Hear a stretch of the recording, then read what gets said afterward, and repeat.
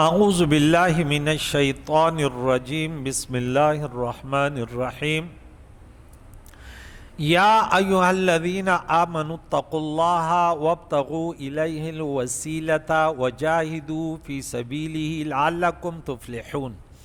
آمنت باللہ صدق اللہ خالقنا العظیم وصدق رسولہ النبی الکریم ونحن علی ذلک لمن الشاہدین والشاکرین والحمد للہ رب العالمین۔ سورہ مائدہ میں بنی اسرائیل کے فسادات، ان کے بڑے بڑے دعوے کہ ہم تو اللہ کے بیٹے ہیں، ہم تو انبیاء کی اولاد ہیں، ہم تو اللہ کے محبوب ہیں، اور انہوں نے بڑے فساد دنیا میں برپا کیے، انبیاء کو شہید کیا، علماء کو قتل کیا، اور دنیا پرستی میں لگے رہے، اور باتیں ان کی بڑی بڑی تھی، بس ان کا کام تھا ہم ہیں جنتی جنتی، جہاں بات ہوتی تھی تو کہتے جنتی ہم ہیں۔ اللہ والے کبھی نہیں کہتے کہ ہم جنتی ہیں، وہ کہتے ہیں ارے ہمارے اعمال جنت کے قابل تھوڑی ہے، اللہ کرم فرمائے تو وہ الگ بات ہے، ورنہ ہمارے اعمال بڑے کمزور ہیں۔ تو یہاں پہ رب لم یزل نے ان کا رد فرمایا، بولا اس سے کوئی فائدہ نہیں ہے، اس سے کوئی فائدہ نہیں ہے، دعووں سے کوئی پتہ نہیں، وہ نہیں ہے۔ سورہ نساء میں بھی ہم پڑھ چکے ہوئے ہیں کہ نہیں، یہ عمل سے زندگی بنتی ہے، جنت بھی جہنم بھی، یہ خاکی اپنی فطرت میں نہ ناری ہے نہ نوری۔ اللہ تعالیٰ کو راضی کرنے کے لیے وسیلہ تلاش کرو، ٹھیک ہے، باپ دادا اچھے ہوں اچھی بات ہے، لیکن اس سے کام نہیں چلتا۔ آپ بیٹھ کے ارے میرا دادا تو بس جنگل میں جاتا، شیر سے لڑ کے اس کو بھگا دیتا تھا، دوسرا کہتے ارے میرا دادا اتنا پہلوان تھا، جنگل میں جا کے ہاتھی کو کندھے پہ اٹھا کے گھر لے آتا، اور خود کیا کر رہے، گھر میں چوہا نظر آئے تو بھاگ جائے،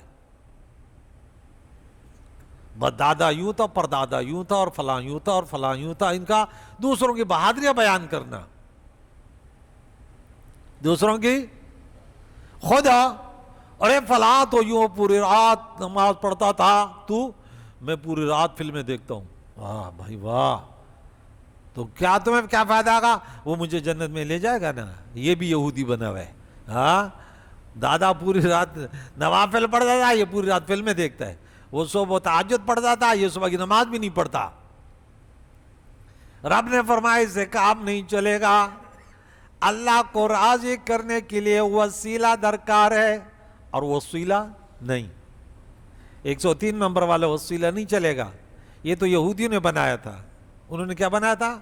وسیلہ۔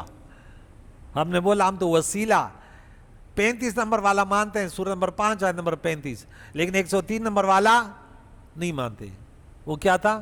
وسیلہ، ولا وسیلہ تھا، کوئی وسیلہ نہیں بھائی۔ انہوں نے بولا بس یہ وسیلہ ہے، وسیلہ۔ اب یہ مختلف فی مسئلہ ہے، میں تفسیر بھی لایا ہوں، اس پر آپ گفتگو کریں گے تو ایک ہفتہ لگ جائے گا آرام سے، لیکن میں چونکہ ہمارا درس مختصر ہوتا ہے، 2-3 باتیں بس ختم۔ میں کہتا ہوں جس کو زیادہ شوق ہو، واٹس ایپ اگر یوز کرتا ہے اس کو موبائل کے ذریعے وہ بھیج دوں گا کہ بھائی یہ پڑھتے رہیے، کہ وسیلہ جو تفصیلاً پڑھنا ہو۔ لیکن یہاں پہ اب بہت ساری باتیں ہیں، اصال ثواب ہے، میلاد ہے، ذکر ہے، دعا ہے، وسیلہ ہے، مطلقاً کوئی بھی منکر نہیں ہے۔ منکر ہے وہاں بھی تو منکر ہے یا نہیں ہے؟ دعا کے منکر نہیں ہے، وہاں بھی دعا کے منکر نہیں ہے۔ اب یہ کہتے ہیں یہاں بولنا بھی بڑا مشکل ہے، اور وسیلے بھی مانتے ہیں۔ آپ تو کہہ رہے کہ وہ وسیلہ ہی نہیں مانتے، ہم تو کہتے وسیلہ ہی نہیں مانتے۔ میلاد مانتے حضور علیہ السلام کا؟ آپ دیکھ لینا، ہوشیار ہو گیا ہمارے شاگرد، اب ہوشیار ہو گیا۔ تو یاد رکھیے مطلقاً منکر کوئی نہیں ہوتا، وہ اس میں قیودات لگاتے ہیں. کیا لگاتے ہیں؟ آپ بولیں گے وسیلہ، وہ بولے ہم وسیلہ مانتے ہیں، نماز وسیلہ ہے، روزہ وسیلہ ہے، زکوٰۃ وسیلہ ہے، لیکن اللہ والے وسیلہ نہیں ہیں. اللہ والے یعنی عبادت محضہ یہ تو وسیلہ ہیں، لیکن ذوات فاضلہ وسیلہ نہیں ہے. اور ہم کہتے ہیں دونوں وسیلہ ہیں. ہم کیا کہتے ہیں؟ ارے اللہ والے بھی وسیلہ ہیں، وہ بھی، اور عبادت بھی وسیلہ ہے، وسیلے دونوں ہیں، لیکن اللہ والوں کا وسیلہ، ارے یہ تو ہمارے نزدیک تو یہ میں کہتا کیا بات ہے. اللہ والوں کی محبت، ان کے وسیلے سے دعا ہم پڑھتے ہیں، یا رب بالمصطفیٰ بلغ مقام. باقاعدہ ترمذی شریف کی صاف حدیث ہے، اس سے ایک باقاعدہ سے ایسے تک کی حدیث سے بھی انہوں نے وہ جو حضور علیہ السلام نے رضی اللہ عنہ کو جو وہ دعا سکھائی، اس میں سے انہوں نے وہ یا کبھی یا محمد، وہ یا کبھی میں نے حوالے وہ لے کر آیا ہوں. اتنی انہوں نے کوشش کی کہ یہاں پہ یہ بھی بارہ اسے ہم دونوں کو وسیلہ، ایک نیک انسان یہ بھی وسیلہ ہے، ان کے ذریعے دعا بھی کر سکتے ہیں. ٹھیک ہے. اور بڑی تفصیل ہے حدیثوں میں ہے، 1400 سال محققین نے مدققین نے ان پہ وسیلے کی بات چلی آ رہی ہے. اور یہاں پہ دیکھیں تھوڑی سی بات آپ کو بتا دوں، یہ مشکل ترین موضوع ہے کہ عوام کو سمجھنا اور عمل کرنا کہ وسیلہ. انہوں نے بڑی تفصیل لکھی ہے، بڑی تفصیل. اذان میں وسیلہ کا ذکر، وسیلہ بمانے درجہ جنت یہ ہے. وسیلہ انبیاء علیہ السلام اور اولیاء کرام کے وسیلے سے دعا کے متعلق حدیث، یہ مین جو وہ وسیلے کے منکر ہے وہ اس کے منکر ہے، جن کو ہم کہتے ہیں وہابڑے، وہ اس چیز کے وسیلے ہیں. وہ کہتے ہیں نہیں بھائی کوئی وسیلہ اس میں نہیں ہے، اور اتنا بڑا وہ لگاتے ہیں، ڈائریکٹ کہتے ہیں شرک. چھوٹی وہ بھی نہیں لگاتے. ابن تیمیہ اس کا بھی ایک حوالہ دے دو. یہ ہم یہ کہتے ہیں ابن تیمیہ ان کا بڑا ہے کہ جب اللہ تعالیٰ سے دعا کرنے والا یہ کہتا ہے کہ میں تجھ سے فلاں کے حق اور فلاں فرشتے اور انبیاء اور سوالین وغیرہ کے حق میں سوال کرتا ہوں، یا فلاں کی حرمت اور فلاں کی وجاہت کے وسیلے سے سوال کرتا ہوں، تو اس دعا کا تقاضا یہ ہے کہ اللہ کے نزدیک ان مقربین کی وجاہت ہو اور دعا صحیح ہے. یہ ان کا بڑا ہے. ابن تیمیہ کو یہ سب مانتے ہیں. میں مکہ المکرمہ سے وہاں جا رہا تھا مدینہ طیبہ، راستے میں ایک نجی سے ٹکرا ہوا، بڑا شور شرابہ ہوا. ہم نعتیں سن رہے تھے، وہ کہتے تھے بدعہ بدعہ، شرک شرک، حرام حرام. ہم لگے رہے باہر، لگے رہے. تو بولا آپ وہاں کیوں جاتے ہیں؟ میں نے بولا رسول اللہ علیہ وسلم کے روزہ اطہار پر زیارت کے لیے جاتے ہیں، برکت ہوگی. بولا حرام حرام، شرک شرک. قال ابن تیمیہ شیخ الاسلام. میں نے کہا انا ما اسلم لیس بشیخ الاسلام ولا بشر او کیف انت تقول اللہ، یعنی وہ یوں لگا حضور کے بارے میں کچھ نہیں بھائی ہے کہ، لیکن ابن تیمیہ کے بارے میں تو بھائی اس نے تو یوں لگا کہ بس بیڑا ہی غرق ہو گیا اس کا. میں نے بولا بھائی میں تو مولوی نہیں مانتا، تو اتنا بکواس کر رہا ہے، قرآن کی بات کر، حدیث کی بات کر، تو مولوی کو کیوں لے آ رہے؟ بہرحال پورے راستے میں لڑائی چلتی رہی.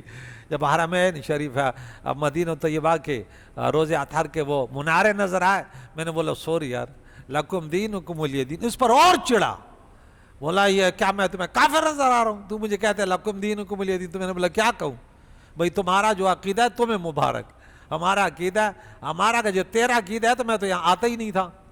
بھائی حرم میں وہاں تو 1 لاکھ پر مسجد نماز ہے، یہاں تو 50,000 کے لیے 1,000 کے لیے آ رہا ہے، کیوں آ رہا ہے پھر وہاں بیٹھا رہتا کم وقت کہیں کا. یہ ان کا بڑا ہے.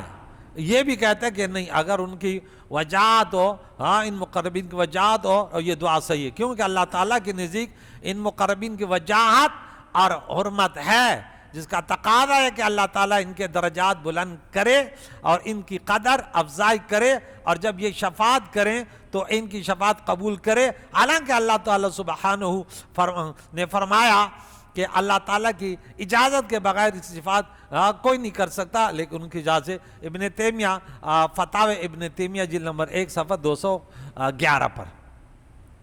اچھا، یہ تو بڑے زیادہ حوالے ہیں علماء کے۔ ہم سنی جب بات کرتے ہیں نا، ہمارے پاس حوالے ہوتے ہیں، ہم ہوائی فیئرنگ نہیں کرتے۔ بعض جاہل ہوتے ہیں وہ اس قسم کی باتیں کرتے ہیں، لیکن ہم کہتے ہیں نہیں، جس کو تو اپنا دادا پردادا مانتے ہیں ہم اس سے ثابت کریں گے، کہ جس کو تو اپنے باپ روحانی باپ مانتا ہے نا، اس سے کوئی بھی ہو۔ تو یہاں پہ ایک حدیث سنا دوں، حضرت عثمان بن حنیف، ابھی میں نے حوالہ دیا تھا، بیان کرتے ہیں کہ ایک نابینا شخص پیارے آقا دو جان کے پاس آیا، اس نے نبی اکرم صلی اللہ علیہ وسلم سے عرض کیا، آپ اللہ تعالیٰ سے دعا کیجئے کہ اللہ مجھے ٹھیک کر دے۔ آقا دو جان نے فرمایا، اگر تم چاہو تو میں تمہارے لیے دعا کروں، اور اگر چاہو تو میں اس کو مؤخر کر دوں، اور یہ تمہارے لیے بہتر ہے کہ میں دعا نہ کروں، مؤخر کر دوں، یہ بہتر ہے۔ اس شخص نے کہا آپ دعا کر دیجئے۔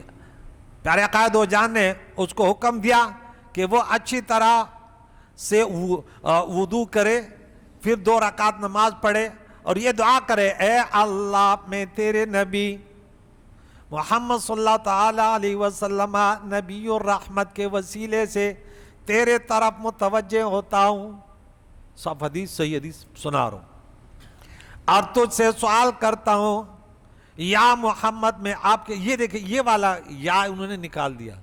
میں جب یمن پہ تھا تو وہاں بھی ہم یہ اس کے اوپر سرچ کر رہے تھے، اتنے تیز کہ وہ صحیح سیاہ سے تام ایسے ترمذی کی حدیث سے یہ والا لفظ نکالے کہ یہاں کیوں آیا ہے۔ ہمارے ہاں بہت سارے وہابڑوں نے بولا اگر قرآن میں چند آیتیں نہ ہوتی ہم ان کو بتا دیتے، تو ایک شخص تھا، انہوں نے بولا بھائی آج کے بعد میں نے توبہ کی ہے، میں تمہارے عقیدے سے نکل گیا۔ تمہیں تو اب قرآن پر بھی اعتراض ہے کہ قرآن میں چند آیتیں نہ ہوتی نا تو ہم، تو آیتوں پر بھی بعض اوقات ان کو اعتراض ہوتا ہے۔ اب بتا، یہاں کیا تھا، یا محمد میں تیرے، اچھا میں آپ کے وسیلہ سے اپنی اس حاجت میں اپنے رب کے طرف متوجہ ہوتا ہوں۔ کس نے یہ دعا سکھائی؟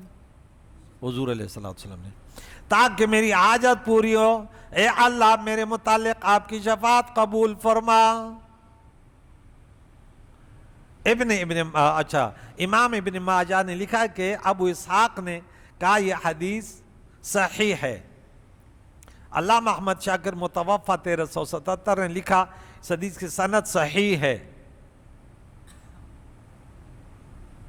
ترمذی شریف میں یہ حدیث 3589 پر ہے، ابن ماجہ میں یہ حدیث 1385 پر ہے، سنن کبریٰ النسائی میں یہ حدیث 10496 پر ہے۔